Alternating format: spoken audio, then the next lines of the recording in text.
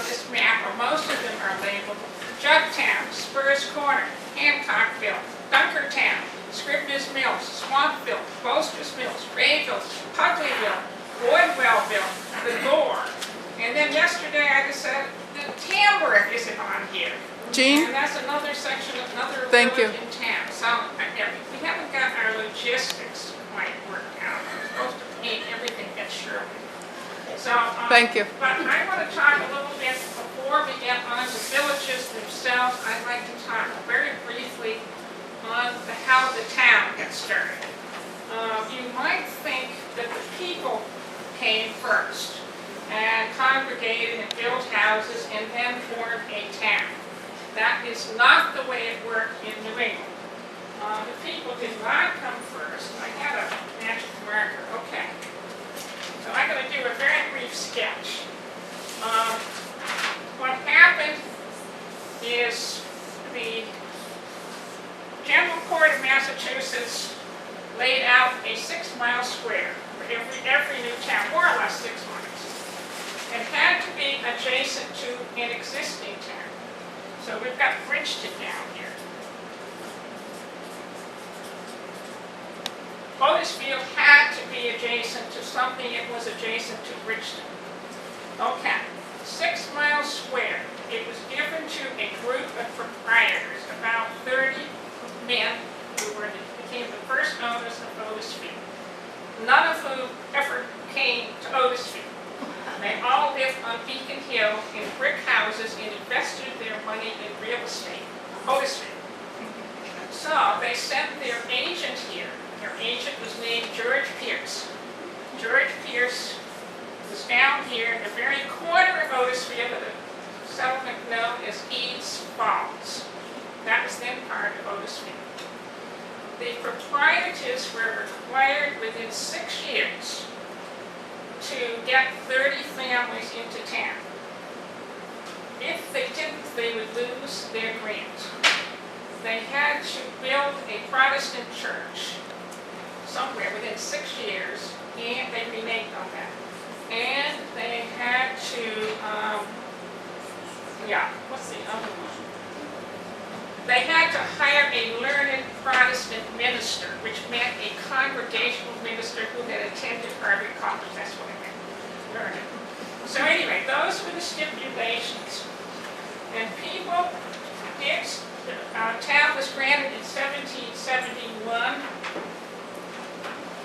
People began coming into town, buying land, but they didn't buy just any land. They didn't settle here and here and here. Instead, the proprietors, the General Court of Massachusetts, divided part of Otisfield into 60 lots and numbered them. So you didn't just go to a nice place and settle there. You bought 1 or 2 or 3. And you came first, usually. Looked it over. You didn't bring your wife and children. You might have stayed a year or 2, picked out what you liked, and then bought if you had one. That's the way that works. Okay. Where did people actually go? We have this nice 1795 map. This is Otisfield. These are the numbered lots I'm talking about. These little circles with numbers in them of where the first,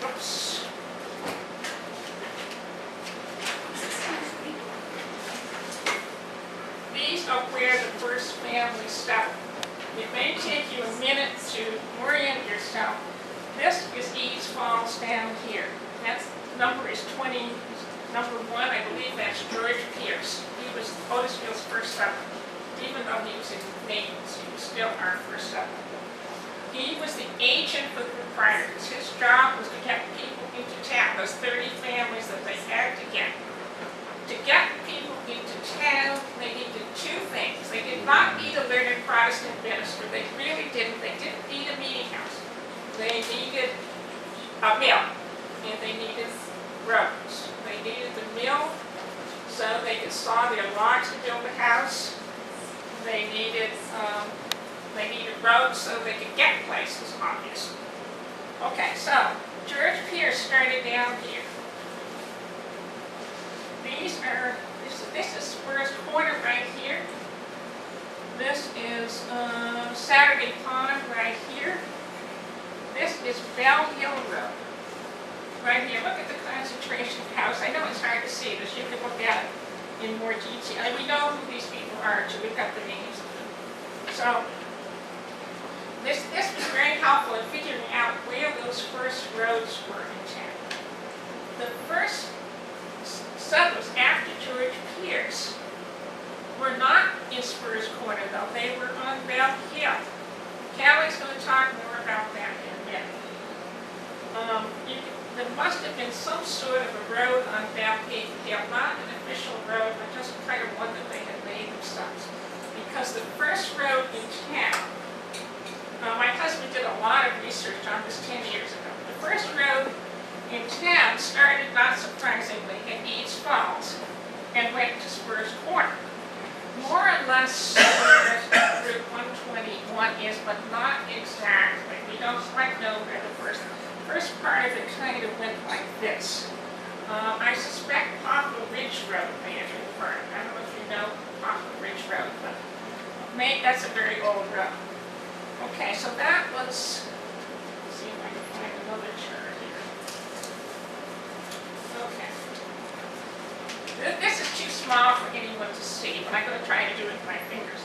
The second road in town, this is ordered by the proprietors. They ordered George Pierce to build it. The second road connected Spurs Corner and Bell Hill.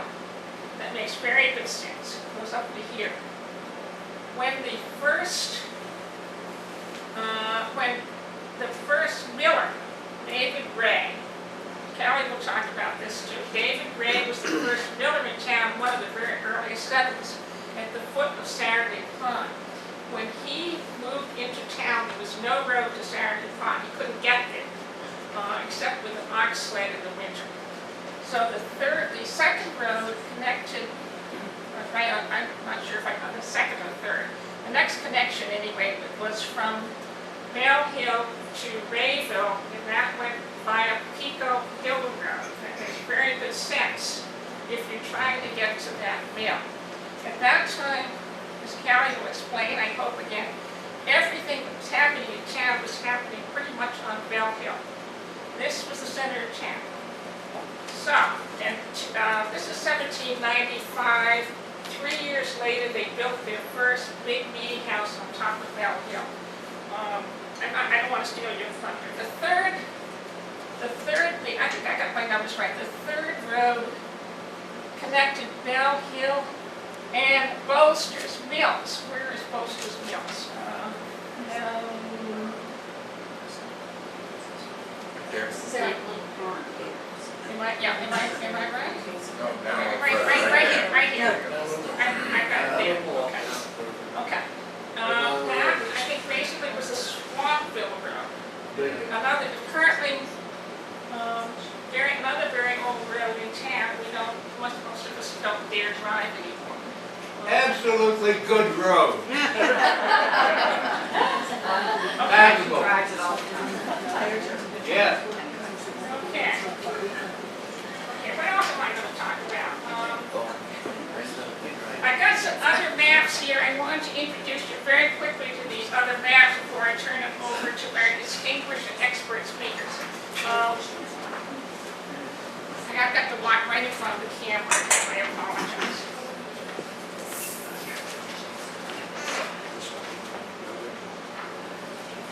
This is Otisfield in 1857 and shows where everybody lived. These got their names. This was made from a wall map, copied from a wall map, and it's sort of a homemade job, but it's pretty accurate. At this point, this is 50 years later, 60 years later, concentration of town is really right around Spurs Corner. There's still a lot of names on Bell Hill, but Buddy will address this when he gets to talk about Spurs Corner. A lot of concentration right here. Why? He will explain, I hope, or guess, or theorize. So that's about it, except for one more map, the pink map.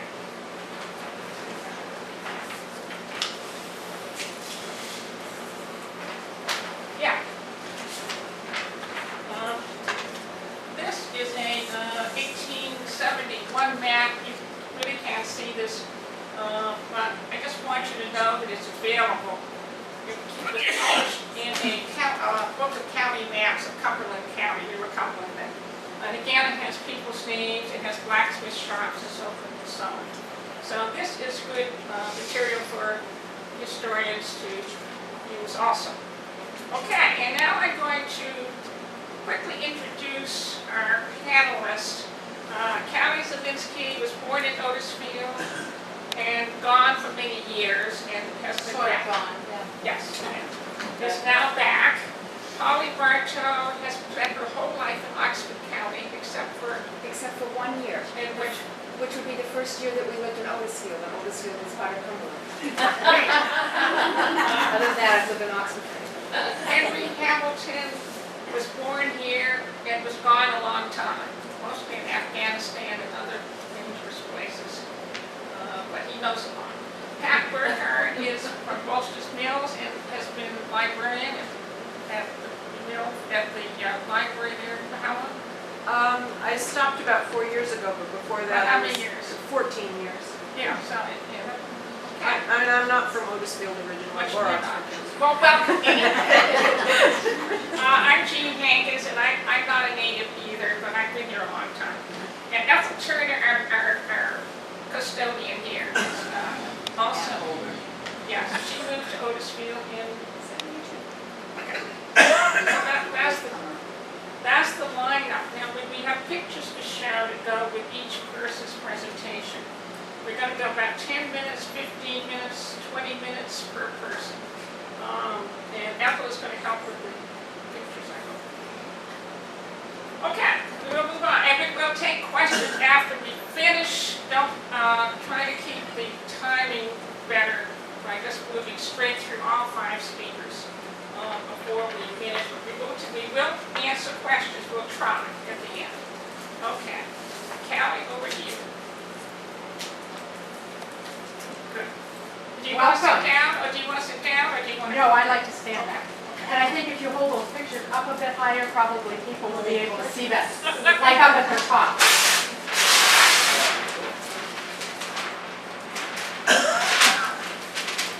Anyway, while they are orchestrating the foot chart, as Jean mentioned, there are many, many villages, you really could say, many more than the 4 that we're going to speak to this evening. So we had to choose, or we would be here for much longer than a couple of hours. And so we're going to talk about Bell Hill and Ravel. That's my job. I'm going to talk about them together because they were so interrelated and in very close proximity and very early and very important. Polly's going to talk about Pudleyville, and Henry, aka Buddy, is going to talk about Spruce Corner, and Pat Burkard about Bolster's Mills. So that's how we will do it. I thought I would be extemporaneous, and by the time I got prepared to speak, I realized what a disaster that would be with the dates and times and the chronology of events. So you'll forgive me if I watch my notes a little bit. As Jean indicated, George Pierce was actually the first settler in Otisfield, and he was settled in East Falls, and he was settled in East Falls because of the Burkard River. And the proprietors, as mentioned, surely realized that you had to have not only sawmill, but a grist mill, the ability to change grains into usable products, and those sorts of things. They also needed a bridge over the Crooked River so they could get where they were going. And they needed the road so they had access to these lots up here where we exist. And that was about 1775 that George Pierce was here in East Falls and was doing that kind of work and starting to make progress up into the hills. In 1776, the second settler, Benjamin Patch of Broughton, Mass., first arrived at George Pierce's place in East Falls, and that appears to be a bit typical, that people would come from the more settled areas, station themselves at East Falls, sometimes for several years while they were up exploring their lots, and then move on. So he arrived at East Falls in the spring of 1776. Very conveniently, he married George Pierce's eldest daughter, because that was the other thing that was important to settlers, was to have families. And in 1978, he traversed the wilderness, which indeed it was. The other settlers that had been here were the Passamaquoddy. So they moved up into what they called at that point in time Otisfield Hill, because there certainly was no bell on Otisfield Hill at that point in time. And he settled on Lot 92, which at some point in your spur history, which is a wonderful resource if you love Otisfield and like to dig around in this sort of thing, you can find out where that was. But it was below the current meeting house to the south, and you can actually see the house. Now, the first big white house, this is the second house down the hill, and that's where the Benjamin Patch settlement was. He probably did not build the old house that is there now that John Stockbridge Potter lives in, but some early part or piece of that then was built around to form the current house. 92. He had made a clearing several years before, so people didn't just come up, grab a lot of fresh lumber and have Hancock deliver it and put up a house. He'd been up here several years in the making, clearing land so that he could, at appropriate time, build a place. Why Bell Hill, Jean mentioned, probably most theories are that it's height. It's the second highest hill in Otisfield after Scrivener Hill. And that was important because it prolonged their growing season. The frost hit less early and held off later in the fall. So that was perhaps one of the reasons. Surely another reason was the proximity down through the woods to Saturday Pond and a source of water power for the mills that had to come and the development of that. It's not quite clear. But it appears that the early structure he built may well be part of the house of his son Levi Patch, who actually built the current house that John Potter lives in. But these buildings are a little hard to track just when they appeared and so forth. As there were no mills yet at Rayville, the materials for his dwelling obviously had to come with him via East Falls and the trek up through. The next person to arrive was Lieutenant David Ray of Wrentham, Mass. And all of it was Mass at that point, around 1780. He was married to a woman named Eunice Whiting, and they had 3 of their 4 daughters before he arrived at Rayville. The town obviously was named after him. You'll also hear that area called Holdenville because of the Holdens who came sometime after David Ray and his family. Ray first located about a quarter-mile from George P. Pierce in Eads Falls. Again, one of those people who came, brought his family, left them in Eads Falls. He had made a clearing, built a house, planted apple trees, so he'd been there a while. And then he came up to start to work on his property in Rayville. By early July 1781, 4 years now, he was operating a grist mill on a stream that is the outlet of Saturday Pond. And if you have been traversed down there, you are aware that there's still a considerable mass of granite that served as a foundation for that mill. Buddy has pictures of it. He said we didn't have any that we could locate easily. So he, by July of '81, he was operating the grist mill on the stream. He cut his own millstones out of the granite, formed them himself. He got the mill up and running, and for the first 2 years he was there, he'd grind 2 days a week for people who brought in grain, largely people on Bell Hill. And then he would return home to Eads Falls, which I thought sounded like a considerable commute in that day and age. So he was in and out. He built a log house near the outlet of the pond and moved his family to Rayville in May of 1783, coming to Patches first, and then, as Jean said, by Otisfield down over the hill because there was no road cut through at that point. 1786, 3 years later, Ray negotiated with the Boston proprietors to also build a sawmill. And they agreed with that, and for pay he received a deed labeled the mill lot and 2 fractional lots lying on Saturday Pond. So that appeared to be one way of paying for development was to give property. In 1795, he built a frame addition to his log house for a schoolroom particularly, and employed at his own expense a man named William Swan to teach. This was several years before there were any public schools in Otisfield, including the school on Bell Hill. So he wanted his children educated, and he took it upon himself to do that. It was primarily for his 4 daughters, the oldest of which was already married, but she attended regularly to school anyway. And a few other people who chose to send their children to him, they accommodated. It is recorded, which I thought was kind of interesting, that writing paper was scarce, as you can imagine, and his daughters made books of birch bark on which they learned to write the penmanship. The first valuation of the town taken in April of 1795, so he'd been here 15 years after his arrival in the area, showed that Lieutenant Ray had a house, a barn, a sawmill, a grist mill, 15 acres of improved land, 240 acres of unimproved land. It was all valued at $263.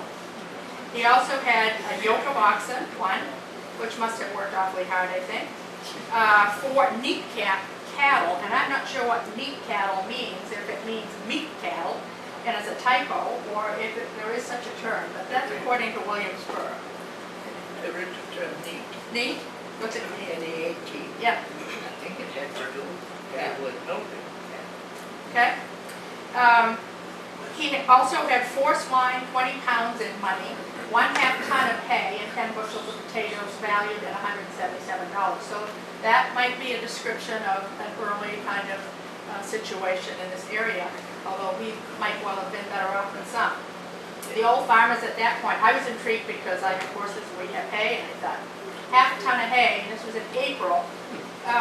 The old farmers used to say that you should be about halfway through your hay by Valentine's Day. And this was in April, so he was probably about 3/4 of the way through his hay. And I used to throw loose hay around when I was a kid, but I now more think about bales of hay. And if you had a 1/2 ton or 1,000 pounds on an average bale weighing 33, 35 pounds, he had about 30 bales of hay left for his 2 oxen and his 4 cows and his whatever. So hopefully it was an early spring, they had good grass and they got hay early. In 1793, these dates are a little, just try to keep a roll here, they started to think about this meeting house that was supposed to be put up right away. And there had originally been a lot described in Spur's Corner for this meeting house and for cemetery plot. And as best I can tell, it would have been the lot just south of the Oak Hill Road. Never got used. The proprietors kept kind of nipping at the settlers to get this church going and so forth, and it seemed to not resonate with the settlers, and it didn't get done.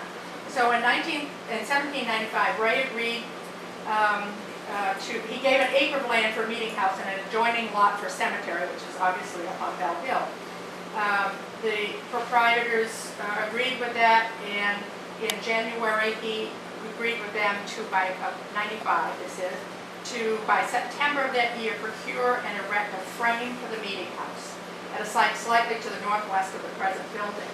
So that was a little uphill to current Bell Hill meeting house. It was to be the same plan and dimension as the Bridgeton meeting house. That is 45 feet long, 30 feet wide, and to have posts 22 feet high. And to be underpinned with suitable stone. Now, I don't know if the Bridgeton Meeting House still exists. Does anybody know? It would be interesting to explore. It was a 2-story structure with a porch, and for his efforts, Lieutenant Ray was awarded 51 pounds for that job.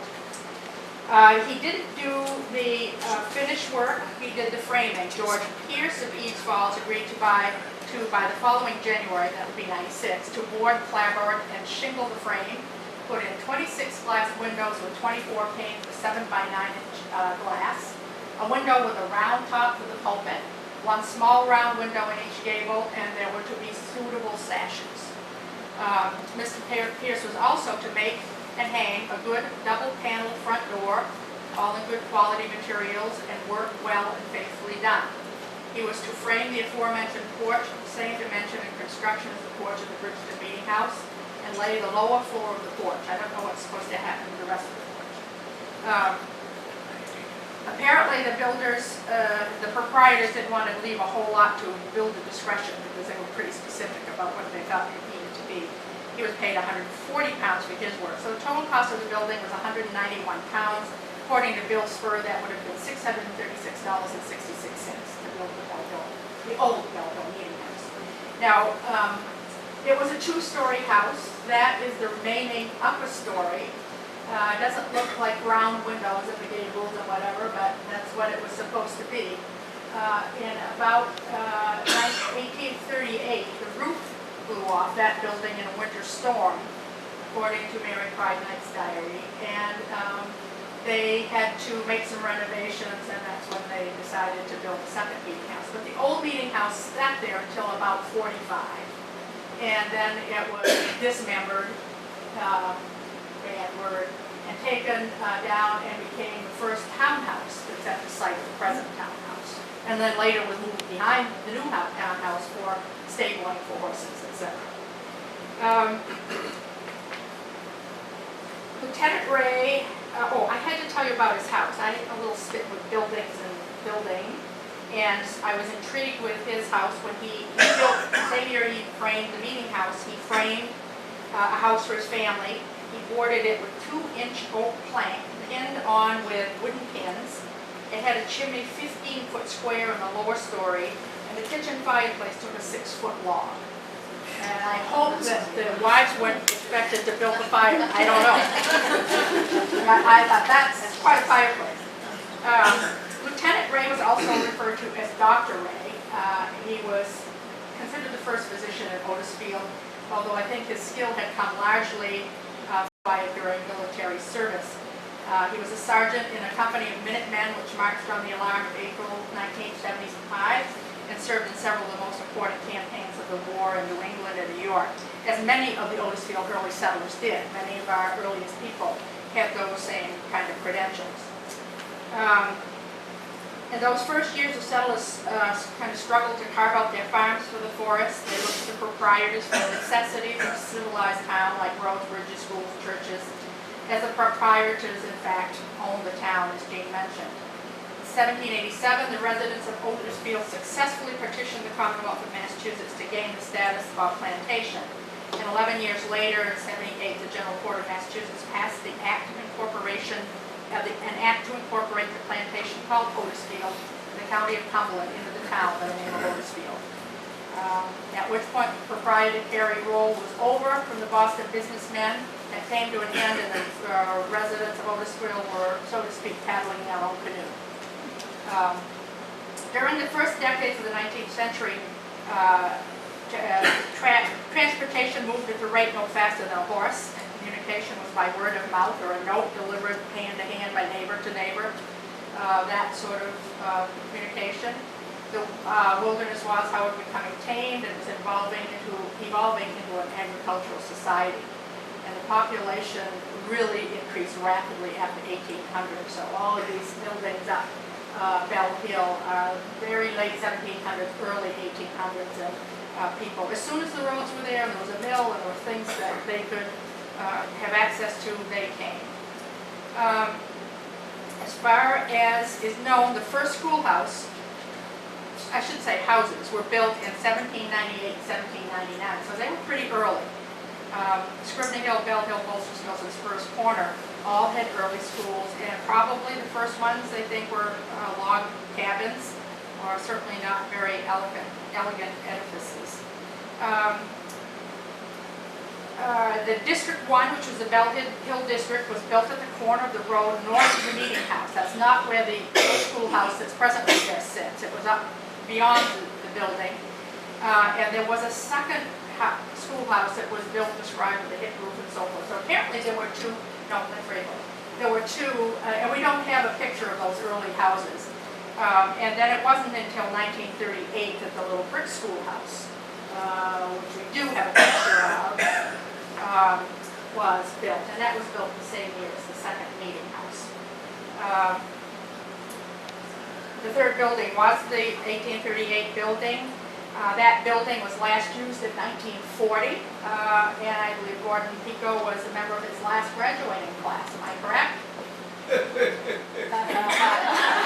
I gather so, yes. So and we have lots of people that are near and dear to our hearts, like Dorothy, Dia Lombard, Howard, and Betty Goss. I think all kinds of people went to that schoolhouse. So it's still there, and you need to come see it on Sunday and see how it's weathered. The first meeting house, raised in 1795, was not finished until 1799. I told you about the 2 stories. But Mrs. Stell Knight, in her early history of the Congregational Church of Otisfield, writes, the dedication exercises were attended by a great concourse of people and by pastors of the churches of the neighboring town.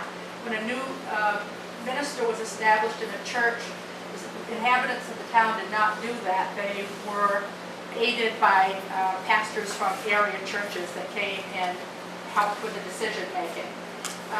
The dedication exercises were also attended by all of these people. And in order that the exercises might be conducted in a generous manner befitting the times, the proprietors and inhabitants had furnished 1/2 barrel each of New England and West India rum and 10 pounds of loaf sugar. I don't know what they did with that. And according to Nellie Paul Hankins in A Brief History of Bell Hill, and that's around 2 for people. I don't know if that's out here, but there's a little brochure that many of you have come across that talks about this, some of these things. But the munificence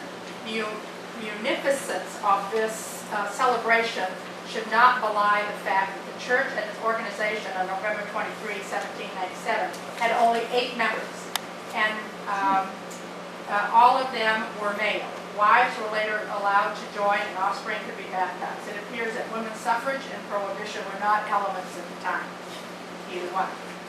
The first building was truly a meeting house and served as the place for town meetings, political gatherings, as well as for religious services, and, which was interesting to me, for mustering the militia. And I have to read you just a quick little piece from another short history of Otisfield, the early days of Otisfield by George Turner, written in 1939. And he writes that a large proportion of the first settlers of Otisfield were soldiers of the Revolutionary War, with more or less service to their credit. Military training was compulsory for all able-bodied men between the ages of 16 and 60. The only exceptions being Quakers, settled ministers of the gospel, colored men, and Indians. One or more companies of militia was kept up in each town from the time of the Revolution up to the Civil War period. Twice each year, spring and fall, they met on this hilltop for drill, training, and evolutions. These occasions were called muster days, and the whole population of the town gathered to watch the drilling. The elder folks visited with friends, exchanged bits of gossip, enjoyed refreshments, both solid and liquid, while the children romped and made the most of a play day that was well remembered for years after as the old muster days. And after the muster days had passed out of existence, and stories are still told of the muster gingerbread, so keenly enjoyed by all the younger folk today. The music for the gatherings was provided by a fife and drum and was stirring indeed. So can't you just picture a big holiday up on the top of Bell Hill going to watch the civilian soldiers muster and perform their duties. The first minister at Bell Hill was appointed in 1797, as mentioned, and his name was Reverend Roby, and he had some strengths. He was Harvard educated, quite well educated, very well versed, and just a little piece about that.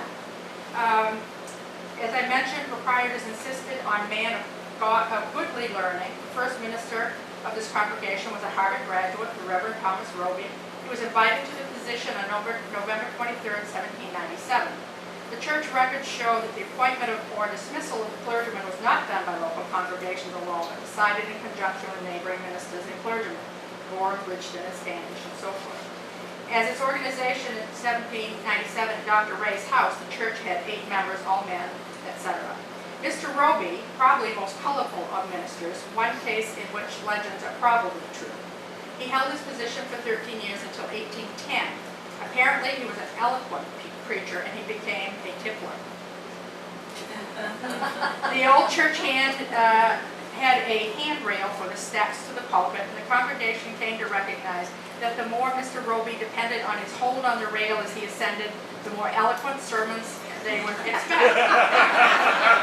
Except in one instance at least, when he had to be doused under the village pump before he could make the steps. Finally, steps were taken to remove Mr. Roby. He was there for a while. There was Josiah Merrill was there for a number of 13, 14, I guess 16 years. And then James Richardson in 1833 arrived and stayed until 1857. And he has his name on the front of the Bell Hill Meeting House as the minister at the time that that second meeting house was built. I think he was somewhat more respectable than the Reverend Mr. Roby. The attendance at church fluctuated. By 1840, attendance had gotten a little sparse. The story is that there were some revival meetings around and a lot of new energy created around religion and religious practice, and both of the churches at Rayville, which was at that time present, and Bell Hill benefited from that. And so for a number of years, again, the church pews were filled.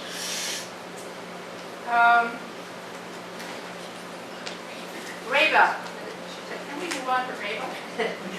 In the meantime, another important part of Rayville was its early church. In 1829, the town's Baptists and Methodists jointly constructed a Union church, the same church that now serves the East Otisfield Free Baptist Church. It has had regular congregation ever since that early time, and Elmwood Cemetery across the Rayville Church was there equally early and is now managed by a cemetery association. For much of the 19th century, Rayville also had its own school, although I was not able to find a date for its building or its closing. Buddy may be able to help with that. But it was on the Jackson Brook Road in Rayville. At the time that it was closed, the building was moved and became a house that's now a dwelling on the first house here on the left on the Rayville Road. My house. And Buddy knows that very well because he grew up in that house. Bell Hill and Rayville students would eventually move to the new consolidated community schools opened in 1950, although I don't think that happened directly. I think Chrissy Pico Longley, some of the Bell Hill students, I think, first moved to First Corner, where the later years were, and then eventually here. But we can talk about that in our discussion at time. Just drop back now, I tried to do churches and schools to the early development that made both Bell Hill and Rayville and the connecting community along Pico Hill places where one could settle and thrive. The gristmill mill at Rayville was critical and not only grew corn for Otisfield residents, but also for the early settlers of Harrison and Norway. A lumber mill that followed was an old-fashioned up-and-down saw that in seasons, and this comes from Granville Fresnel's stories to the Advertiser. It was an old-fashioned up-and-down saw that in seasons of low water and falling power used to go up in the morning and down in the afternoon, according to some facetious boy. This being described by Granville Fresnel in a series of sketches. The Rayville sawmill furnished a large portion of the lumber for construction of the dwellings and other buildings for an ever-increasing population. The mills eventually passed into the Morse and then the Holden families, hence Holdenville, both Dan Morse and Henry Holden having married the eldest and youngest of David Ray's daughters, respectively. According to Fresnel, who lived there, Rayville, or in his time Holdenville, was about holding its own with respect to local business in 1840. And at about the beginning of the fourth decade, there was a renaissance with the establishment of new trades and professions. The religious revivals happened then, filling up the churches. New ownership of the mills brought improved equipment, and the mills were soon humming again. Several blacksmiths joined the community and moved into a vacated Morse building.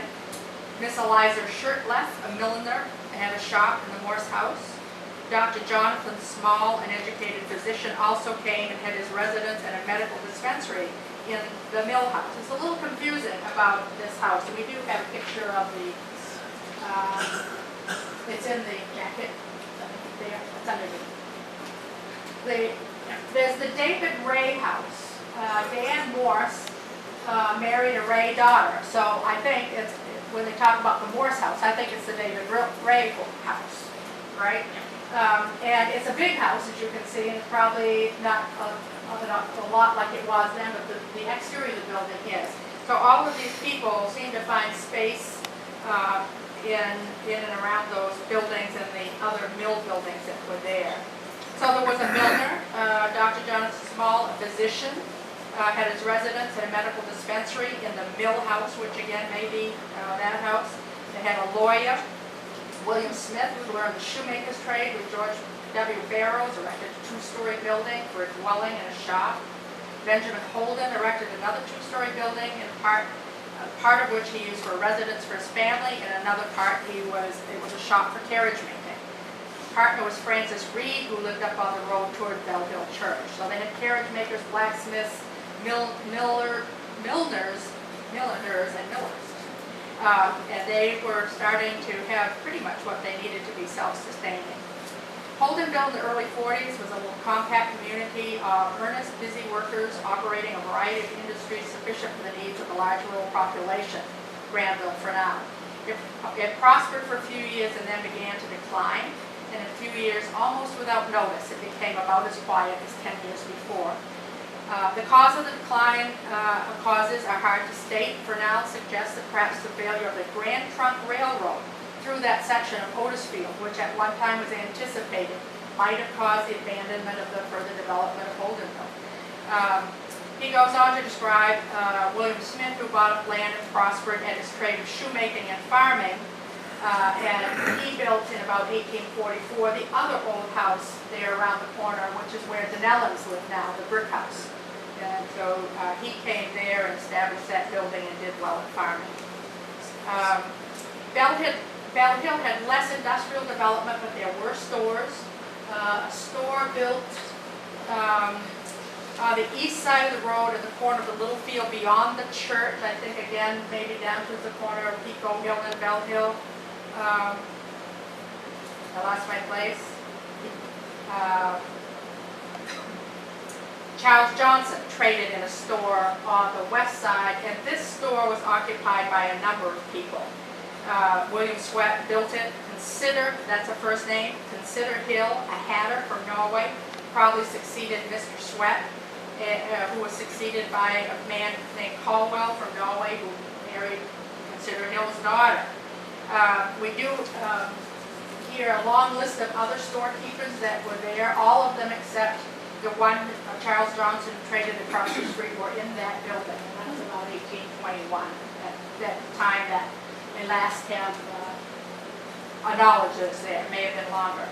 Starting in the second part of the 19th century, Otisfield, like other southern Maine towns, suffered a steady decline in agricultural production and income. Many left for better opportunities in the Midwest. Otisfield and Bell Hill and Rayville in particular were no exception. Figures from a short history of Otisfield, written in 1998 by Centennial by David Jean Hankins, show that from a peak of 1,307 people in 1840, the population declined over 100 years to only 488 in 1940. It's just a little before I was born, about the size of the town I remember. It is only toward the end of the 20th century that those figures were restored. So we're, 1,600, 1,700 people now, roughly. So it took a while to recover that. And it was probably because people were moving to the Midwest for other opportunities and just moving into other parts of town, all of the above. And so as we started to see population move in the other direction, there were a considerable number of families of Finnish background that arrived in the town, and in many cases buying up the old farms, which were the settlers had given up on, particularly on Bell Hill. Hardworking families named Heikkinen and Tikkanen and Jacola all settled on Bell Hill. They brought not only new blood into town, but also new customs, traditions, and such novelties. And I think this was in your short history as saunas and skis. The beginning of the 21st century, the Finnish heritage remains an important element in Otisfield. So you can see, although at a time in our history, these two villages were vibrant, relatively self-sustaining communities, somewhat separated from the other villages of Otisfield, they now have settled back to largely residential communities within greater Otisfield with beautiful surroundings and a very, very rich history. Thank you.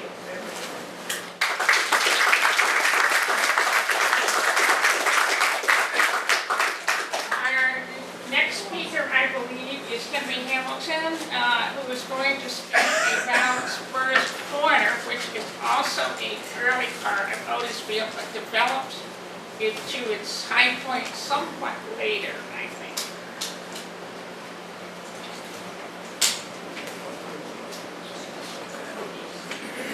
Different man, different pictures. Okay, so George Pierce set all the basic we needed for infrastructure to create a township. You might have heard different words used here: township, plantation, town. I was very curious. What's the difference? So I asked Jean. She didn't know. I called the Historical Society in Augusta. They didn't know. I called the Maine State Library, and they spent 2 days trying to answer that question. And this morning, I found out. A township, by definition, it had a specific definition in the 18th century. A township was a tract of land usually understood as a piece of property initially owned in common by a body of proprietors who held their title from the province and whose use and division of the common land were governed by law. So, township was a proprietary term. It was granted by the Massachusetts Commonwealth after certain requirements that Jean has outlined for us. Once met George Pierce, Otisfield's first settler, although he settled in a place which is now Naples, set up the infrastructure that would lead to a new township. And what is a plantation? Well, a plantation, the dictionary would tell you, is a place where you plant things. A farm could be a plantation, but in the 18th century, it also meant a step up from township. It represented a limited form of government. When the people were here, population is growing, you run into problems. The bridge, particularly Bolcher's Mills, was always washing out. Perhaps you needed the road extended. You're supposed to have a church.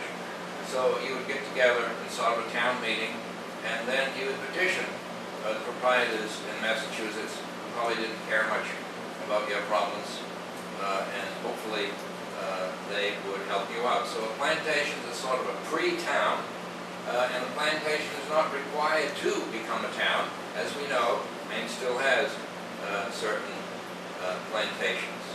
And then there is the town, and as it's already been explained, at a certain point, when the town has population and wealth to handle things themselves, they then petition the big boys up in Boston, and they are granted a township, and then they become responsible for washed out bridges and damaged church roofs.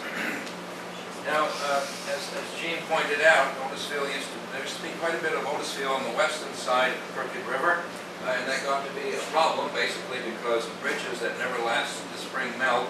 And so they solved this problem by ceding this part of Otisfield to what became Naples, what became Harrison. Harrison was made up of parts of Bridgeton, parts of Otisfield, and then the problem down here, we got rid of that western side. Can you flip that up higher so we can all see? I'm sorry.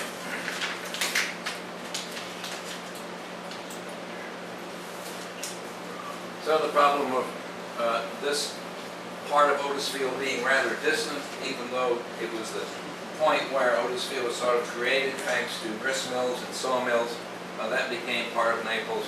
Naples was drawn together out of Raymond, Otisfield, Harrison, Bridgeton, and Sebago. So the question that Jean said that I would enlighten you on was why so much growth in Spurs Corner. I can't figure it out. One theory is that it's so close to Eads Falls, so it's easy to get your lumber there, but as we can see, beyond them, there was early a whole lot more building on Bell Hill, and furthermore, it turns out that once Ray had started his mill, lumber mill, and the grist mill was started up there, Spurs Corner was actually closer there than it was to Bell Hill. It might have been that people got awful tired of climbing Bell Hill all the time. By 1780 to 85, there were already 3 houses being built in Spurs Corner, and there were 5 there by 1795. So how did Spurs Corner get its name? Well, it started out that the very first 3 people to build houses at Spurs Corner were all named Spur. And they were Joseph Spur Sr. and several sons.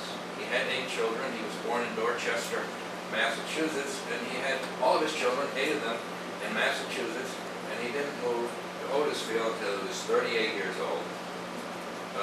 And legend has it that he spent his first night in Otisfield camp beside a stone that's over there, Spurs Corner.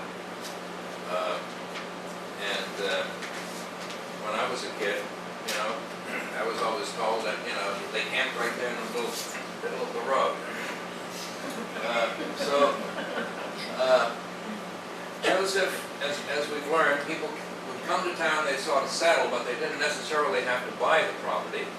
And although Joe Spur and his family represented the 4th family to settle in Otisfield, they were the first family, Joe and Joe Jr., to actually buy the property that they had settled on. And Joe Sr. bought this property right here in Lot 16. And his son, Joe Jr., who was 20, bought the one right across the street on 77. Now he also had a son named Samuel. Samuel was a bachelor. He lived with his brother Joseph on Lot 77, but he built a tannery on that lottery and tanned the first hides that were ever tanned in Otisfield. But Joseph's most illustrious son was Enoch. He had some daughters too, we didn't hear much about them. But anyway, Enoch purchased Lot 25, which is right here at the corner of Spurs Corner and Oak Hill. But then he went, like many folks of Maine, and fought in the Revolution. He came back a pensioner after having fought at Monmouth Valley Forge and at the surrender of Cornwallis. And when he came back, he might have had some money because he bought the next lot across the street from the first lot. Yeah, right here. He bought lot 26. He became much admired in town, and the citizens decided that they would honor him with a monument. And something I learned, I was always told that, you know, he camped right here in the road. It turns out, according to Will Spur's book, that rock wasn't in the middle of the highway. For you people who grew up in this here for a long time, you know that monument used to be right in the middle of the intersection. It was actually south of there, according to Will Spur, and it was much larger. It was too big to move, and that the rock we see over there is a portion of the original rock that the Spurs spent their first night by. Now, in those days, of course, when they put that monument there, horse and buggies, a rock in the middle of the road was no problem. But a few decades ago, the people of Otisfield decided that cars were a danger to the rock or vice versa, and so it was moved to the side of the road on a lot right where the old Grange Hall used to be.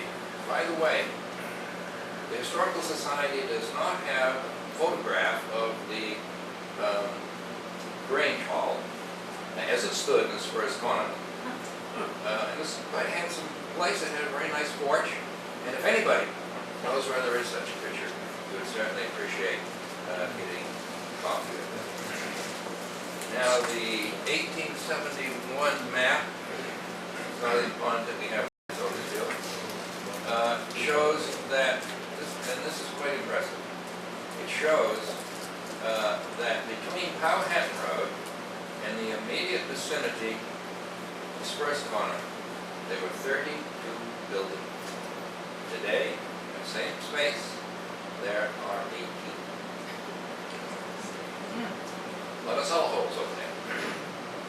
Including on this map is also several shops and stores. Not sure the difference between a shop and a store. Maybe someone can enlighten me, probably. Oh, the former schoolmate up there. And in 1838, Oliver Cowley was the first registered person to have a store at Spruce Corner. And he had it on just about the same spot where E. Weber, if anyone remembers E. Weber, had a store there in the 50s. I remember E. Weber because he had a beautiful boy, blonde daughter named Sherry. My first love. Anyway, and over the years, there's been a store on one corner or the other of Spruce Corner, and it has been owned by Hancock's, Knights, Scribblers, Hamlins, very common names in town. Dr. Barrow's owned it for a while. They've all kept a store in that vicinity. One store that was very interesting, this picture, now I was going to show the picture sort of at the end, but this is Spruce Corner looking towards Casco, and that's the Weber store. I was there as it was when I was a kid, although I think that picture is probably a little earlier because they have their roads. This map also, the 1871 map, also shows that there's a store where the Woodworths live right now. House right next to me. Your family used to live there. It was a brick house. And then right across the store, it says the road where the Hughes live. It said that there was a shop there. And later there was the house. I wanted to picture. Oh, here. This beautiful house, which was originally on the road in front of my house. Very, very sad. This beautifully well-kept house. And, I take great pride in keeping my house well. And this was the Lombard family. Obviously, they really loved and cared for their house. And I feel that I'm carrying on their tradition by keeping my house in good shape. However, over the years, it was terribly neglected and basically had to be torn down. Every time I'd go overseas and I'd come back, some beautiful houses in town would have disappeared while I was over there, and that was one of them. The first schools in Spruce Corner were built around 1798. In 1799, the citizens of Spruce Corner voted to pay Suki Smith $15 for teaching for 1 year, and one of the men in the neighborhood was paid 92 cents a week for keeping her. In 1801, voters raised $70 to support schools in District 2, Spruce Corner being District 2. In 1840, a new school was dedicated, and in 1926, Otisfield replaced that school with another for a cost of $4,000. All these schools are where the old fire station is today. And that 1926 school was moved to the Otisfield Central School right here, and looking out the window at that building, and we live right up on the corner here, and I can remember that school going by my house on a huge flat truck. Just as I remember when the school up in Rayville, my parents bought that, cut it in two, loaded it on Burner Brothers flatbed, moved it down here to the corner, and nailed it back together. Still over. So that takes care of the schools, but a village needs a church. In the early days, the people of Spruce Corner wrenched up Bell Hill to attend church, but the population there was dwindling, and the population in Spruce Corner was really growing. And so the people over there decided we want our own church. And to make a long story short, we have a church here in 1871. They built what at the time was called the Union Chapel at Spruce Corner Union. You see they got the sheds out there for your wagon. go to church. I also read about many, I didn't see it. I've also read the stories of the many ministers who led that congregation. And, you know, I can just say, it seems to me that the Otisfield population in the old days were much more liberal than we are these days, or tolerant. Yes, now, at this point, Spruce Corner has become a village unto itself, I would say. It had stores, a tannery, a tin shop, a garment manufacturer during the Civil War, a blacksmith, public watering troughs, schools, grange, and church. But they still believed that the world was round, which wasn't accepted by folks in the other side of town. There was certainly, you know, when folks come to visit me from away, they say, where's the center of Otisfield? Appears to be Spruce Corner. I mean, that's where the population is. I can remember growing up as a kid, just up the hill here, it was kind of hard to find playmates. I loved going over to Spruce Corner with my best friend, Rocky Pratt, because the Weber children were there, I can't remember the other family that lived near the church. They had about 5 kids. I used to go over there sliding, and there'd be 15 of us kids sliding. You couldn't find 15 kids of any age all over East Otisfield. Now, Not true.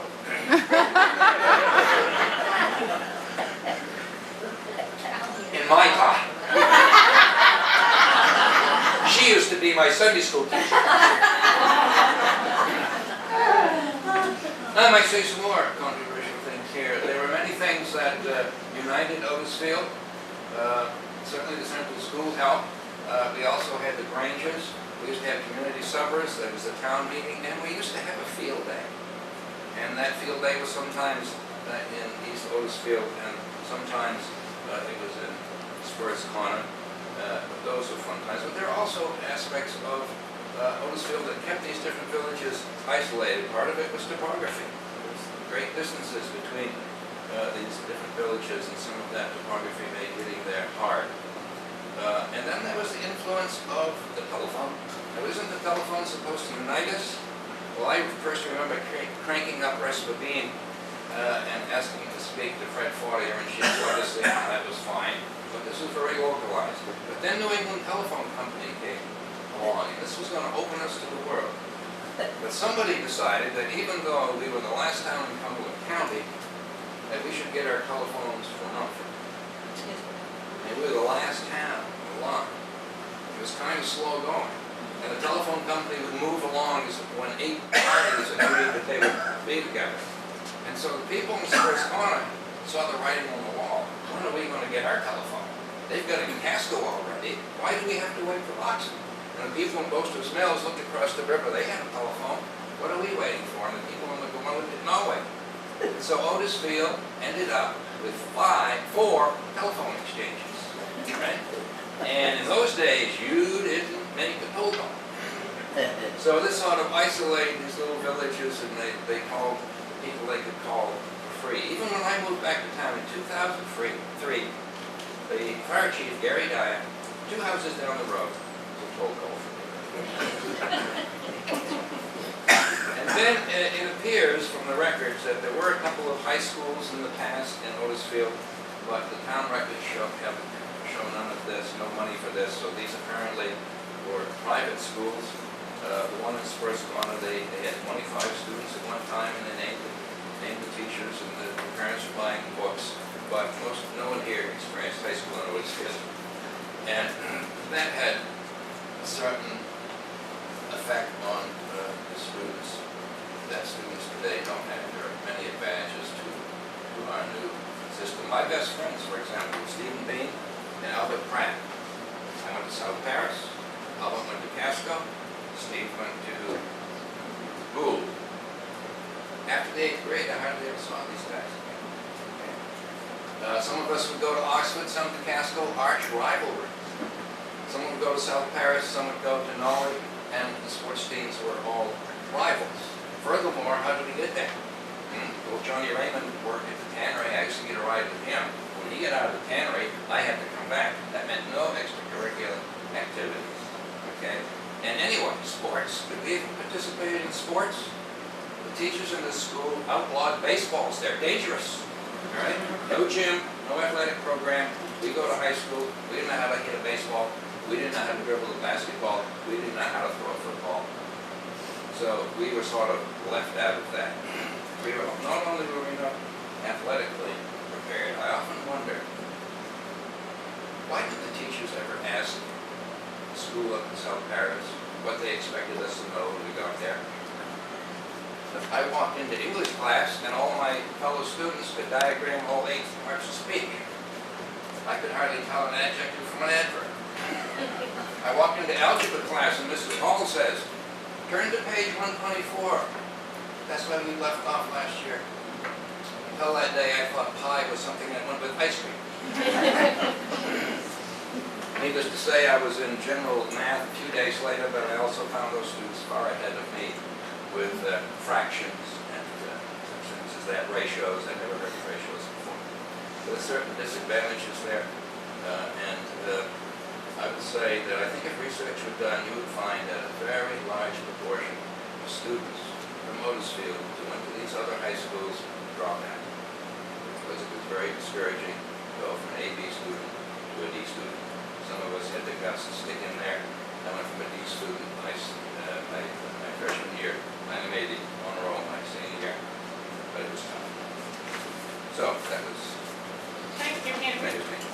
Our order is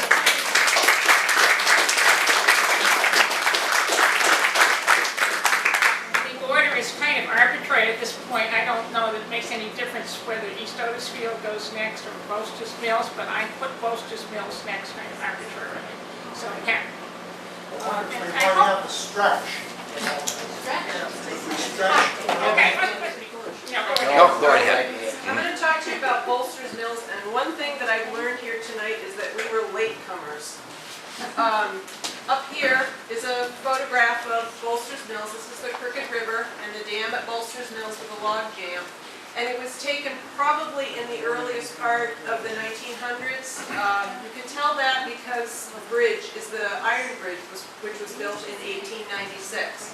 You're standing on the Harrison side of the river, and you're looking across into Otisfield. The Bolster's Mills Road comes up this way and rounds the corner to go in front of the store and over the bridge.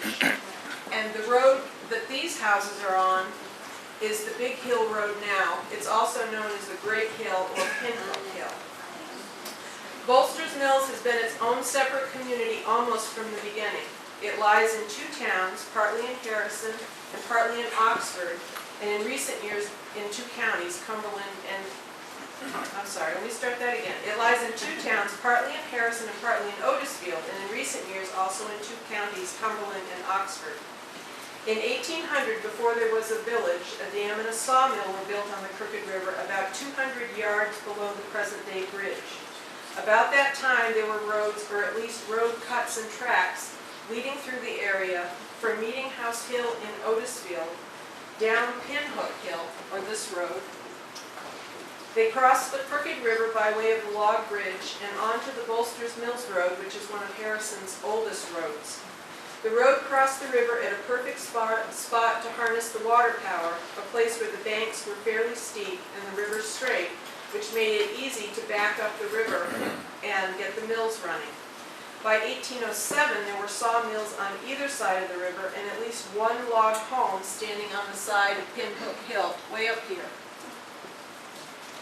When Isaac Bolster of Paris purchased land and water rights on the Crooked River in about 1820, there were just 2 sawmills, and there were records of 2 or 3 small log cabins or cottages. Isaac Bolster built a dam further upriver than the previous one, near the base of where the rapids exist today. He built a sawmill and a grist mill, one on each shore. Mr. Bolster never lived in the village. His sons Isaac Jr. and William did, and they ran and improved the mills and also built more. By the mid-1820s, there was a mill in the village that would carve 3 and 4 bowls from a block of wood, and this was quite a curiosity at the time because it was the first one of its type in the county and only the second one in the state. William Bolster, son of Isaac, built a carding and fulling mill which turned broadcloth, which was made in area homes, into a firm material that would wear like iron. A tannery was also built. There was plenty of diversity in manufacturing in the village's earliest days. In the early 1820s, a store was built near the bridge, but records dispute exactly who built it and where it was first built. The point is that there was a store. It was important for trade for those building homes here at the time, those bringing in or out supplies for the mills, working at the mills, or passing through on their way to someplace else. By 1825, there was a school on the Harrison side of the river at the site of the present-day village library. In 1831, the Methodist Episcopal Church was formed in Bolster's Mills, meeting in people's homes for services until their building was built in 1841. The church, the same one standing in the village today, has always been Methodist, but at least one other denomination met for a while in village homes, and those were the Universalists. In the 1830s and 40s, the very oldest of the cottages and those log cabins were being torn down, and many of the village homes that are there today were being built. Roads were also being built, extended, or improved. The Bolster's Mills Road, this road here, or the New Road as it was first called, that went from the general store on the Otisfield side of the river to Spur's Corner, was built in about 1833 to 1834. Now we're talking about the Harrison side. The road from Bolster's Mills to Stewart's Corner, which is the southern half of what we know as the Plains Road, was built around 1840, and it met up with other Harrison town roads. And if you went in the opposite direction, you could get over the Ryfield Bridge. The East Harrison Post Office was opened in the village in 1829 and became the Bolster's Mills Post Office sometime in the mid-1840s. It did business in various stores and homes in the village right up until 1968, when it became a part of Harrison RFD. We even had our own zip code, which was 04218. In the 1820s, this little cluster of homes and businesses was known as Pinhook. There are many pinhooks around the state and around the country. One of our residents told us about her uncle, who always said he was going home to Pinhook, which happened to be a little neighborhood in South Paris that he went to. I did find out that a pinhook was a fishing hook made from a pin, usually by a young person. So an older man might describe his boyhood times as being in his pinhook days. Also, Davy Crockett used the word pinhook in his 1834 book as an adjective to describe something small or petty, such as a pinhook lawyer. And a pinhooker was a small-time speculator in farm products, and all of these usages are apt for this little spot in the river valley. By 1857, Bolster's Mills had a cemetery, a Methodist Episcopal church building, a schoolhouse, several stores, and a post office. There was a village slaughter barn, and there were several blacksmith shops. A number of doctors lived there, including one who made his own medicines and sold them as far away as Aroostook. There were, of course, the farmers, the sawmills, a tannery, a grist mill, and the fulling and carding shop. The village had a tenement building, a furniture maker, and carpenters. There were at least 25 homes in the village, most of which are still standing today. Between 1858 and 1900, another 5 or so homes were built. The Riverside Inn and Tavern stood on the Harrison side of the river and hosted trials, one being a military trial, actors, and traveling magicians.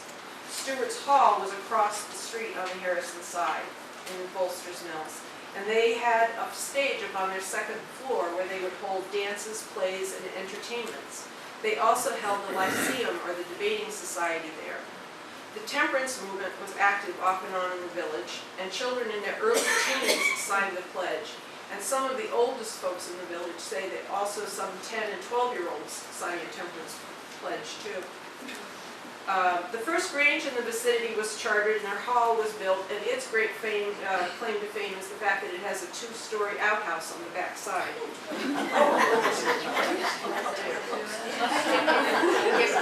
It works.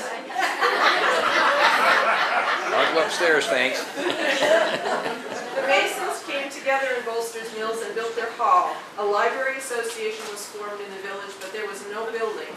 And the boxes of books were actually moved from home to home and in and out of the Grange Hall. It would be in the dining room of the Grange Hall, and then somebody's house the next year, and then back to the Grange Hall, and then to somebody else's house. The village also had a shingle and planing mill, a harness maker, a carriage maker, an artist who sold watercolors and portraits, an optician who was also a commercial photographer, and a lawyer with a law office and a library. Bolster's Mills had a millinery shop, small newspapers, and a hotel on the Otisfield side of the river. The stagecoach came through with mail and goods. In the 1896 flood, a number of the mills were damaged or destroyed, and the bridge and dam were carried off. But diversity in the village kept the place up and going about its business. Another dam and a new iron bridge were built, and some of the mills were rebuilt.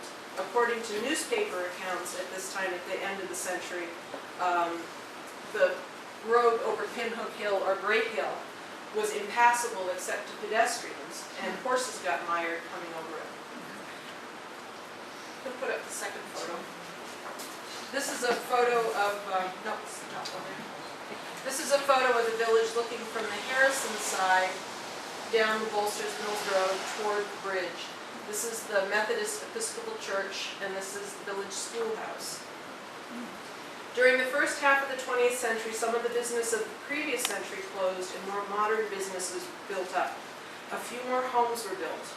The road from Stewart's Corner was connected to the road out at Twin Bridges in the 1920s, so that completed the Plains Road on that side of the river. And the town of Otisfield reclaimed the Great Hill Road so that traffic could once again come through. In the village, there was a corn shop, an American Express terminal, a telephone and telegraph company, and a commercial fox farm. The village snow roller was kept in a shed in a pasture. There was a summer boys' camp and a falconry equipment business. Cattle drives wound through Otisfield and over the Great Hill coming down through the village. Bolster's Mills had a commercial ice house that sold ice cut on the Crooked River, and it had its own water company supplying gravity-fed water to most of the homes and a few other buildings. This water company was built, repaired, and maintained by villagers with no involvement by the towns of Harrison or Otisfield. There was a common livestock cemetery, and as hops were a cash crop, there was a hop house for storage and drying. Farmers sold turkeys, eggs, and milk commercially, and at least one traded with the Hannaford brothers. The flood in 1936 damaged the dam and took out the mills, some of which were already abandoned or in disrepair. In 1949, a new cement bridge, which is the present-day bridge, was built over the Crooked River. Cement sidewalks were built on the Harrison side, and by this time the beautiful Dutch elms shading the homes and streets became diseased and died or were removed. After World War II, life changed not only in the village but all across the country. World War II took people away from farms, and society became more mobile. About 1953, the town of Otisfield discontinued the road over Great Hill. That was the road that connected the village with the rest of Otisfield, except for the road that went down to Spurs Corner. The Bolster's Mills Village School was closed in 1957, and all of the elementary students, which were all there were at the time, were moved to Harrison. The high schoolers were already attending school in Norway or Bridgeton. The village library soon took up residence in the old school building. The Bolster's Mills Village Improvement Society was formed in 1959 mostly to take care of the dam. The village post office had left before 1970. In the 1980s, the Grange gave up its charter and hall. About this time, though, the village was coming together with people from outside who had fond memories and ties to the village, and they tried to raise money to rebuild the dam, which was in disrepair. The dam eventually had to be removed because it was too expensive to rebuild, and there were too many regulations that had to be followed. In the late 1980s, it was replaced with an innovative stone rapids that maintained the water level in the village, and that fish could swim up to spawn. The higher water level in Bolster's Mills contributes to the stability of the river. It provides a reservoir to absorb heavy melt and runoff. The pond is also used for fire safety and recreation. By this time, there was just one store in the village. It was becoming more of a sandwich, pizza, and beer stop than an old-fashioned general store, reflecting the changing times. In the early 1900s, the water company, which had served more than 30 homes and businesses, shrank down to 3 customers because of regulation and expense. That was the Clean Water Act. The customers of the company were no longer willing to get out with shovels and maintain and rebuild the water lines themselves. Elementary school children from the village, both from the Harrison and Otisfield sides, were all sent to the Harrison school up until the mid-1990s. The children and their parents all knew each other because of this association. Now Otisfield students attend the Otisfield Elementary School and those on the other side of the river go to Harrison. People who live in the village now find work in Bridgeton, Norway, Lewiston, Auburn, and Portland. They shop away from home too at Walmart rather than at Gay's store, and they get their bread in Hannaford rather than from the Cushman's bakery truck. These factors have served to disconnect many residents from village community life. There is, however, still a core group of villagers who maintain the rapids, tends the library, attend the Sonic, Eastern Star, and Ladies Guild meetings, and faithfully tend its gardens and flower boxes. These villagers decorate the area for the holiday, work to keep its history alive, and some worship at the village church with its famous chicken pie suppers. For those people, Bolster's Mills is more than a pass-through or a place to keep their stuff. It's home. And the last photo we have here is coming down the Bolster's Mills Road on the Otisfield side, looking at what is now the Bolster's Mills General Store. This is known as Weston Square. And over here on the side, this little house on the corner, which used to be a blacksmith shop, you can see it has a sign for Joy Ice Cream. There used to be an ice cream window in the store. That was a store at the time. There was a store across the bridge on the Harrison side, Stewart, and then Stewart and Gay. There was also at one time a store in the range downstairs, the dining hall. So that made at least 4 little stores in the village, plus a lunch counter further down the Plains Road in the house past Sam Knight's house. Jeanette's past Sam, just past Sam Knight's house, yeah, down there. So it was quite a thriving little community right through the 1940s. So, all right, Thank you very much.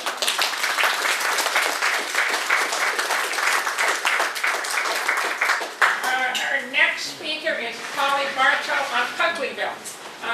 And I will say in passing that Pugleyville is a subject that could take up 30 minutes, so I hope I'm not going to speak for 30 minutes. Okay, I'll just stand here, and my assistant, Callie, will hold the pictures up. So I live in the village with the coolest name, Pugleyville. Ken and I live just down the road here in a house that we built ourselves in a style that we thought would fit in with the neighborhood. Our porch actually is made from elements that came from Spurs Corner, so our porch has a longer Otisfield than the rest of the house. Pugleyville, where is it? You're in Pugleyville. It's the site of early mills built there by the summer of 1812, and the mills seem really to be the focus of Pugleyville. My personal definition of Pugleyville, I haven't found this written down anywhere where the bounds might be, but my personal definition is anything that might have been within sight of the mill that's right down here at the mill pond. So where did the name come from, Pugleyville? Pug is the word for the wet clay used in making bricks. And at one time, one of the mills down here in East Otisfield was used for brick making. Howard Dyer believed that the word Pug Mill got corrupted to Pugley Mill, and then from there, Pugleyville. And I think, and I agree with Jean, that is the most plausible explanation. That makes a lot of sense to me, and I will go with that. The name was still in common use around 1950. Spur uses the name in his history of Otisfield. Callie remembers the name in common usage when she was a child. Ken and I moved to town in 1976 and met Norman and Margelia Hamlin from Spurs Corner right away. Margelia would have been about 80 years old at the time, and when we built our house here in 1978, Margelia always asked, how are things in Pugleyville? She always referred to it as Pugleyville, and when people ask me where I live, I always say I live in Pugleyville, and then I go from here. It's just too cool a name not to use. How is Pugleyville identifiable as a village? East Otisfield had a mill. In fact, at one time there were 2 mills that had a crossroads, a school, probably 2 schools. There's a cemetery. There were 2 stores, access to a church, later a library, a post office, a telephone exchange, a community hall, and later still the town office, where you are right now. The mills. So actually, I should have had you show this picture first. Let's do this one right now, Callie. So this is, had my house been there when this picture was taken, this picture would have been taken from my front porch. I love this picture. So here's the store, here's the mill, there's Wiley's barn, This is now Adams's house, and that's the schoolhouse. So the mills. The establishment of mills seems to mark the beginning of Pugleyville as a separate village. So we can show the mills picture. In the summer of 1812, Timothy Fernald built the first mill in Pugleyville. There were probably two mills, one for corn and one a sawmill. These mills changed hands frequently over the next 90 years until Stephen Gilson sold the mills to John and Sidney Kemp. Gilson was described as a very industrious man who made a number of improvements and additions to the mills. The sale to the Kemps took place on December 3rd, 1900, which coincidentally occurred 79 years to the day before the establishment of another business in Pugleyville, that of Bartow Construction. The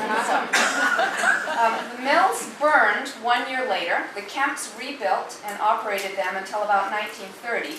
After the death of the Kemps, the mills fell into disrepair and were torn down in 1946. The pond was maintained by the town as a fire pond until about 20 or 25 years ago. The town dredged the pond down here at least once, and repairs were made to the concrete dam several times. When Ken was working for Lloyd Grover, he actually worked on making repairs on that dam once. The town does not own the dam, it is privately owned, and changes in environmental laws, I think, make it doubtful that any dredging or anything like that could be done today. And if you notice the pond when you go by, there's not much pond to look at anymore, not like when I first lived here. Roads. White's Corner, which is right up here, Rayville and Scribner Hill Road, in my opinion, is the western boundary of what can comfortably be called Pugleyville. It's one early crossroad with Spur's history mentioning other roads such as Mill Road, which went, quote, south to Pugleyville.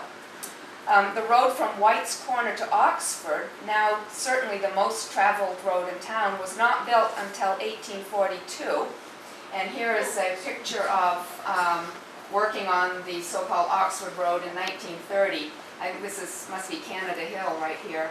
And this looks like it was hard going. This is probably the early elements of Canada Shores, Canada Hill Shores Road. Great place, close to the lake. Yeah. If you can see, here's a team right here and the workmen working away. I think it must have been a hard job there. So this road not even built until 1842, and you can see the condition of it in 1930. Now it's the major highway to Oxford. During the ice storm in 1998, one of my neighbors in Pugleyville, we could not leave this area via 121 for, I think it was 3 days because of the number of trees down, and one of my neighbors didn't know any other way to get to Oxford other than 121. So things have changed. Churches and schools. Churches and schools certainly help to define a village, and often they become the center of much community activity. Pugleyville Center, beautiful downtown Pugleyville, did not have a church, but there's one nearby on the Rayville Road, and Callie told you about that. The earliest school district to include Pugleyville was the 3rd District, established in 1798-1799, and its schoolhouse was near the top of Scribner Hill. By 1840, there was a schoolhouse just north of White's Corner, so that would be just down the road here a little bit, and another schoolhouse at the corner of, quote, the old road on the flat, just east of Beggar Pack Road and the Mill Road leading to Pugleyville. I have no idea where that was. Beggar Pack Hill Road was off Rayville Road, and it went up, I think, towards the Gore. Okay. And it was quite early, and then very well. Okay. In 1931, the town raised $3,500 to build a new schoolhouse at East Otisfield. They sold the old East Otisfield schoolhouse, which is now a private residence. They bought a lot for $250 and built a new school. Following considerable controversy over location, the first consolidated school opened in 1950 when the old Spurs Corner Schoolhouse was moved and joined onto the one-room schoolhouse in East Otisfield, and you are in it. In 1992, the Otisfield Central School became the Otisfield Town Office, where you are. after the new Otisfield Community School was built in South Otisfield, interestingly, again, following considerable controversy over location. Other businesses and activities. Besides the early grist and sawmills, a number of other businesses have sprung up in Pugleyville over the years. Until 1846, George Barrows operated a tannery making shoes and boots. He later sold the building to Zachariah Wardwell, who moved it, presumably closer to the center of Pugleyville, where he opened a store on February 6, 1865. This store was bought and sold a number of times until it finally burned in April 1919. Meanwhile, there was a little competition springing up. L.S.R. Stone opened a store nearby about 1895, and he ran it until 1922, when he sold it to Chester Lamb, who ran the store until 1947. 2 years later, David Bean and his brother-in-law bought the store. Bean operated it until about 1960, when it finally closed, and the building began a slow, interesting transformation from store to decaying building, which was about the point it was at when I moved to town, to two-car garage. It's kind of interesting. Harold Grant lived on the corner then, and this store building just gradually diminished to this two-car garage right before our eyes. And its remains were finally torn down just a few years ago. In the early 1900s, Harry M. Stone operated a small shop in Pugleyville for canning apples, vegetables, and jellies. And at one time there was also a corn shop, as the townspeople voted in 1942 to raise $450 to purchase the old corn shop property in East Otisfield. Pugleyville had a telephone exchange, and on this picture of the store, you can see a little sign right here indicating a telephone company. Let's see, there was a switchboard operator there, and that was in the store run by Ellis R. Stone. The first post office in East Otisfield was run by Joseph P. White in his home about half a mile east of White's Corner on the Oxford Road. He was postmaster, according to Spur's history, for a long time. Pugleyville remains the center of postal activity in Otisfield, being the location of the town's only blue USPS mailbox right outside. It's a fiercely guarded and nationally famous mailbox. For a brief time in the early part of the 20th century, Pugleyville had a free public library, which Mrs. Eva Elliott of the Cape funded and had built. The library was located in a field just beyond where the community hall now sits, and in fact was later to become part of the hall. I think the front section, what is now the front section of that hall. The community club built and operated the community hall for several decades until it finally was unable to maintain it, and the town took possession, I think sometime in the late 60s, early 70s. The building was cobbled together using the old library. Another building was moved to the site to join onto the library to become the middle hall. A kitchen was added, the big hall was added, and a furnace room was added. The sign on the hall, I think, says 1920, and I don't know what part is considered 1920, whether that's when all of the pieces were put together, when a couple of the pieces were put together. The venue was used for a variety of events, such as church fundraising sales, wedding receptions, and even the annual town meetings, but most notably it was the location of the Jolly Time Pavilion. Dances were held there most Saturday nights for decades, as I understand it, the 40s, 50s, 60s, into the 70s. And Lenny tells me that they were very lively events, and things happened there that he would not explain to me. Pugleyville seems to have been a good place for social events. Mary Knight mentions in her diary a fair at Pugleyville. Lakeside retreats. Because of its location on the west shore of Thompson Pond at Otisfield Cove, Pugleyville also became an attractive location for sporting camps. The earliest of these was probably the one built in the 1890s by the Pottle family. This early camp was replaced in 1937-38 with the present rustic building with the wonderful name Los Sita. In 1890, Dr. George Elliott put up a 3-story log cabin as a fishing lodge on the opposite shore of Otisfield Cove. The log cabin was taken down in 1906 and replaced with the building known as the Cape. By 1928, the first 4 housekeeping cottages advertised as cabin homes in the Pines were available for rent at the Cape, and that number had expanded to 23 by the 1970s. Otisfield Cove remains a popular location for vacation homes, which would be rapidly apparent to anyone who would take a short canoe trip around the cove. Today, Pugleyville remains a cohesive community with the town office, several businesses, a fire station, the town mailbox, and the community hall located within its boundaries. Neighbors know each other, their children play together throughout the neighborhood. My hill used to be the place where all of the kids in the neighborhood came to slide.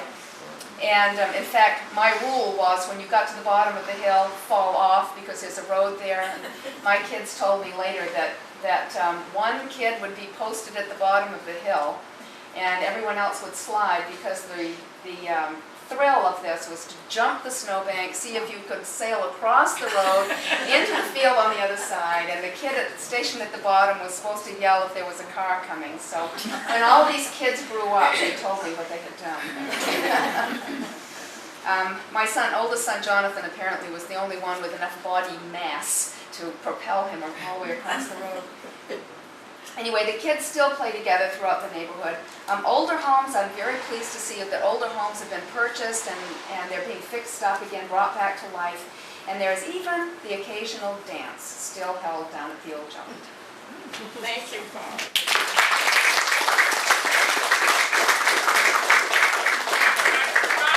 I'm going to finish with the gore. I promise not to go more than 10 minutes. I'm going to try very hard. The gore is the only one of these areas of these villages which has a definite boundary. You talked a little bit about the boundary of East Otisfield. The gore, I don't know if you can see this, the gore is this strip over here of the eastern side of Otisfield. Hold it up. Yeah. You can see it, it's a very far east, that little rectangle. Maine has many gores. They result from surveying errors usually, and they're usually shaped like a gore in a women's skirt. They're usually a triangle. This one's a rectangle, and it comes not from a surveyor's error, but because the Commonwealth of Massachusetts first granted through the boundaries of town here and granted it to the proprietors with this further boundary. When they confirmed the grant 2 years later, for some reason they decided the town was too big and moved the boundary 420 yards to the west. So it was parallel line. Then, that would have been okay, but then there was nothing over here at that point. There were no towns to the east. A few years later, the town of Shepherdsfield, now known as Oxford and Hebron, was formed. And when Oxford and Hebron were formed, they gave the boundary as this boundary. So Otisfield only went this far, and Oxford only went this far. And you had this slice in the middle. And there were more confusions. I won't go into all the confusions.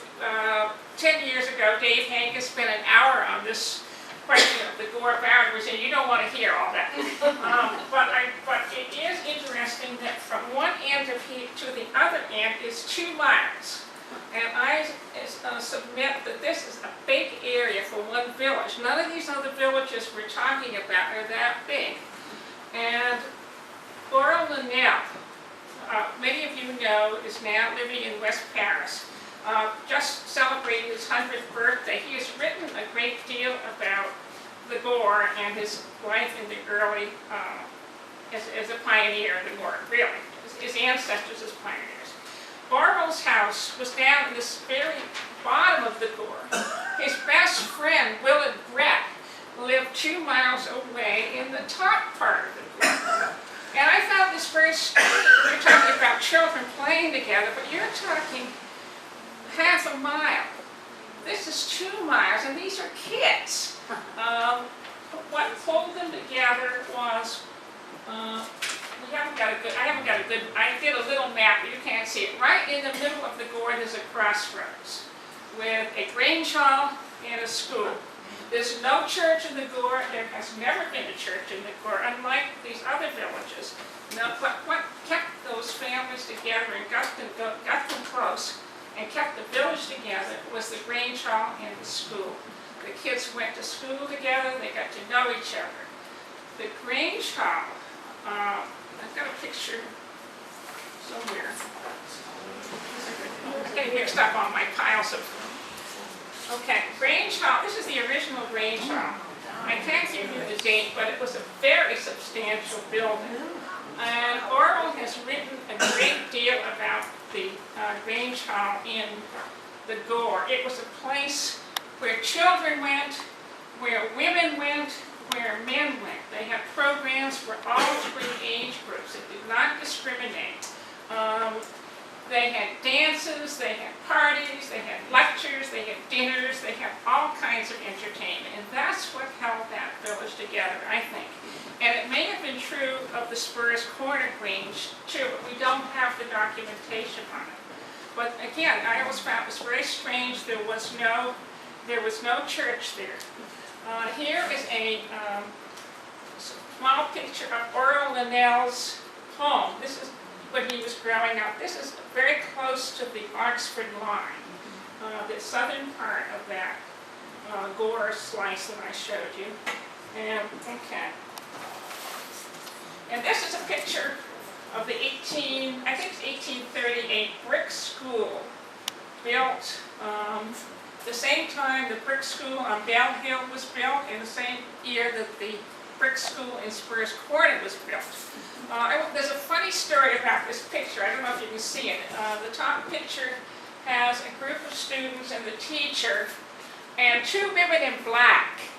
And I went to Earl. Earl was at about 90, I think. I said, Earl, who are these students? And he rattled off the names. He was one of the students. His sister was there. He rattled off the names. And he said, well, these two women in black, he said, I can't remember their names. And he was very upset that he couldn't remember their names. He said, but they were visiting that day. Oh my God. 2 years later, he said, gee, I remember who they were. They were the Phillips sisters, and they were descendants of Samuel Phillips, who owned the Gore at one time. It was always known as Phillips Gore, and these were the Phillips sisters. And you knew that Earl was right. So that is my story about, but that's about all I have to say about the Gore, except that it is an unusual village, just as Bolster's Mills is an unusual village, and Puggleyville is unusual, and all the villages are unusual. But we've talked a lot about what pulled them together and split people up. It's a different town now.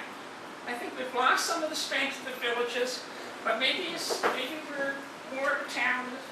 Maybe we don't worry about making the total call to Bolster's Mills anymore. Maybe the schools have pulled people together. I don't know. It's different. Times change. And that's the end of our program.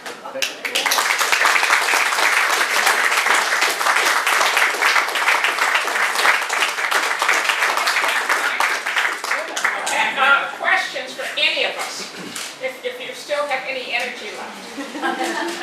Comments or corrections? Question, yes. Yeah. It sounds like a lot of the villages had pretty well-defined boundaries, maybe geopolitical boundaries, the last house in the village or something. Could each village kind of say where the village started and ended? I think it's true for Bolster's Mills, because I know that one best, but it sounds like Puggleyville had a pretty definite boundary. According to Polly, but not according to me. No, I think I said that I don't think that there are any. My personal definition would be within sight of the mill. And my reading suggests that the mills, right down here on the pond, were the center of Puggleyville. And where Puggleyville ends, I can't find any definition of where it ends. So, yeah. I grew up on that corner up there, and we didn't consider ourselves Puggleyville. We would go down to Pug. I guess what I was wondering is there a common common theme among the villages that made them all successful or held them all together, and that is all of the things that make it a village within a certain boundary or a certain radius, maybe. Half a mile from the center of town in every direction, or is it not that easy to do? Talk about your the Massachusetts policy, further than. I always felt the telephone exchange had much to do with it, because people would not call long distance. School district. In school districts, Maybe there's a book on Connecticut towns, which I think would apply to Maine too. And they find that the author of the Connecticut towns was investigating how far apart these villages were. And what he discovered was 3 miles is the maximum between village to village, because you can walk a mile and a half and meet someone and talk to them. But beyond that, and you can carry your groceries maybe 3 miles, maybe a mile and a half. But that kind of made sense to me. It was based on walking distance. On cars, it's quite different than it is today. yes? I agree with you, buddy. I grew up at the bottom at the store, and Pudleyville, which we called Pudleyville back then. Pudleyville was, it didn't extend up here to the compass. It was just the center out of the bottom. We were up on Stonehurst Road, which is up at the top of the hill here, and we consider ourselves to be in Pugwoodville. And a funny thing about Pugwoodville was that the Hearst, Ethel Scribner and her husband Alvin Hearst, Uncle Alvin always used to tease us and talk about us children going to school at Pugwoodville Tech. Very amusing. I wanted to ask about the schools. And when I was a kid, my folks always referred to that part of the gore where the Roby Grange and the school was as number 4. So and that was number 4 school, I think. Were any of the other schools named by numbers and not with any? Yes. Were all of them, did any of them have a name? Did they all have numbers and I were think called so. that? The numbers changed them. Yeah, it's very hard to follow what happened with the evolution of the schools. Originally, there were those few early, like 4, and then it became 7 to 8. And then at a certain point, they reshuffled and they had 14 school sort of little districts, and then it gradually whittled back and whittled back, and it was very hard to track that. They changed it. Bell Hill was district number 1. And they changed the boundaries as the kid, depending on what kids they had. Yes. Anything else? Question back there? Linda. I've always been curious about the town pound, and I've never heard anyone talk about it. Some of you probably know where it is. On Bell Hill. It's a stoned, little fenced-in area, and knowing what it was for. But there's never been any story about it. It's all full of trees, grown big now. Is it on private property, or has there ever been an effort to restore it? It's kind of a unique looking structure. Do you know, Jane, about the town pound? I don't know what it was last year. You know where it is. On Bell Hill Road. John Harth tried to restore it. I don't know if he went in there and cut the trees himself, but like 30 years ago when I was living on Bell Hill, someone went in there and cut all the trees, and they put up a sign that it was the town, that it was the town pound. Is it town property, or is it on? Oh yes, it's still owned. Yeah, by- it's still owned by the I town. don't know when it was not. They stopped using it. Probably, I would guess 1820, 1830. They started having better fences. What was that to put renegade cattle in? Animals that got loose. Yep. Could be a pig. Pat, is it Pat or? Yeah, Pat. He said something interesting which I missed, and it was just about, before you talked about there being like a stage and baits, and what was happening there that was so fascinating? Well, let's find out. Let's see, there was a shingle and a planing mill. This was in between 1858 and 1900 Yeah. in Bolster's Mills. And let's see, there was a shingle and a planing mill, a harness maker, a carriage maker. Oh, the stage, okay. That's even earlier. Yep. Just before that, I think. Okay, 58 and 1900. The Riverside Inn and Tavern stood on the Harrison side and hosted trials, actors, and traveling magicians. Stewart's Hall, which was across the street on the Harrison side, on the second floor there was a stage and they had dances, plays, and entertainment, some school entertainments there, and they held the Lyceum or the Debating Society there too. Is that what you were looking for? Yeah. Okay. I think, one more question. I'm curious, of all the villages, I know, Callie, you still consider yourself a Pugleyviller. I think I live in beautiful downtown Pugleyville. But it's interesting to me that when people ask me where I live, my first inclination is to say Bolster's Mills. And most people know exactly where I'm talking about, even, out farther away from this area. In the real world? Anyway, and I'm curious about what it was or what it is.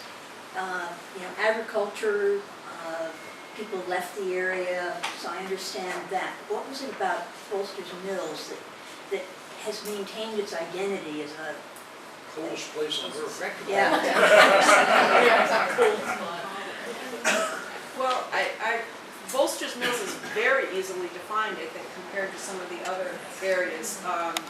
The center of the town is the village is on both sides of the river. The earliest parts of the town went down the Bolster's Mills Road on the Otisfield side as far as Francis Schute's house, and that's where the road ended. On the upper Harrison side, it went out to a little ways where the first houses in the village were. That's the southern end of the Plains Road. And you had this very defined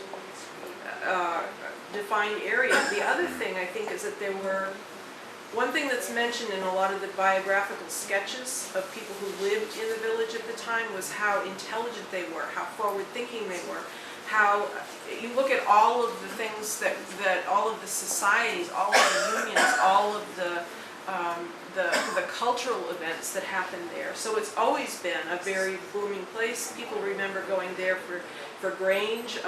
Edna Lord, who is our oldest resident, who's going to be 103, remembers, Chautauqua coming through, a literary society with plays and everything.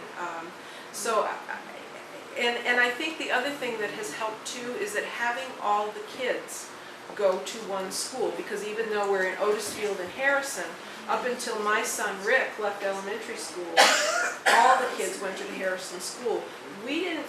It's not that we didn't feel we were part of Otisfield, but we had no connection because the young kids had no connection. So as parents, we went in a different direction. So now I've noticed that kids on my side of the river who are picked up by the Otisfield school bus and kids on the other side of the river who go to Harrison don't know each other until they're in junior high or high school. So I think there's a whole lot of issues there. And when I was a kid growing up in town, we didn't know any kids in Bolster's Mills. Well, we're way over there. I mean, we're way over the hill and the road doesn't go there anymore, the Big Hill Road. But also Bolster's Mills is a clearly definable place. Right. It's like, what is Otisfield? I mean, people ask, where's the center of Otisfield? Do we know?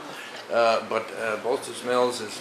It also has, for whatever stroke of luck, hung on to most of its old original buildings. Mm-hmm. And in many places, Bell Hill, Rayville, those buildings are gone. Many of them burned in the 19th century with wood shingled roofs and fireplaces. So I think the fact that you're able to hang on to the structure of the village has been important. It feels like a village. It does. It does. Yeah. Okay, I'm going to call this, call it done. This is the longest historical society meeting we've ever had. But if you want to continue your discussions with any of us, why, that's fine.